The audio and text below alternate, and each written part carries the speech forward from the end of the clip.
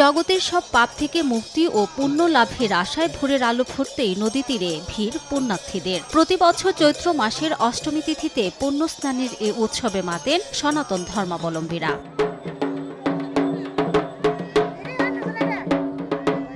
ভোর থেকে পুণ্যস্নানে মানুষের ঢল নামে ময়মনসিংহ, জামালপুর ও কুড়িগ্রামের চিলমারি অংশের ব্রহ্মপুত্র নদে। ব্রাহ্মণবাড়িয়ায় গোকর্ণঘাট তিতাস নদীতে পুণ্যার্থীরা মেতেছেন গঙ্গা স্নানে। এছাড়া নারায়ণগঞ্জে ঐতিহাসিক তীর্থস্থান লাঙ্গলবন্দে স্নানে আসেন লাখো সনাতনী ধর্মাবলম্বীরা। স্নানের মধ্য দিয়ে নিজের পরিবার ও দেশের জন্য মঙ্গল কামনা করেন তারা। এ সময় মিলন মেলায় পরিণত হয় নদী তীর, বসে গ্রামীণ মেলাও। আমরা পুণ্যতিথি স্নান করি আপনার মঙ্গলের জন্য, পরিবার দেশের মঙ্গলের জন্য এখানে সবাই মিলে একসাথে এসে স্নান করি। ভগবতী মা গঙ্গা সকলেরই আশীর্বাদ করে যেন আয়ু বৃদ্ধি করে। খুবই নিরাপদ পরিবেশে আমরা সবাই মিলে আজকে স্নানে অংশগ্রহণ করতে পারছি। এদিকে উৎসবের নিরাপত্তা নিশ্চিত করতে মোতায়েন করা হয়েছে সেনাবাহিনী সহ আইন শৃঙ্খলা বাহিনীর অতিরিক্ত সদস্য।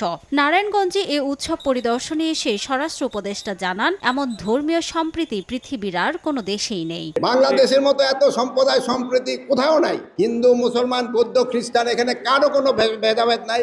আমরা এখানে সবাই আমরা বাংলাদেশি। মিডিয়াও আপনারা সত্যি সংবাদ দেন। আমি আশা করব আমাদের যদি কোনো ভুল থাকে আপনারা বলেন, আমার কোনো আপত্তি নেই। শুক্রবার রাত 2:30টায় শুরু হওয়া পুণ্য স্নানের তিথি শেষ হবে শনিবার রাত 2টায়। রিমু সিদ্দিক, সময় সংবাদ।